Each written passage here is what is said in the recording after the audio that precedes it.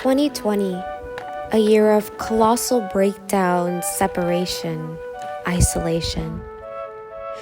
I used to put off calling my mom, responding to my friends, thinking, I'm busy, I'll do it later. But if I've learned just one thing from 2020, tomorrow is promised to no one. Thankfully, technology, social media, vilified as they are, help bridge the gap ever so slightly, but it's not enough. When all of this is behind us, I'll visit my grandparents and tell them that I've missed them.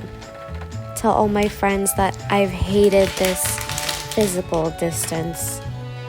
There's no happy ending yet, but when I do see you again, I'll make sure that you know that I'm thankful for you and for your existence.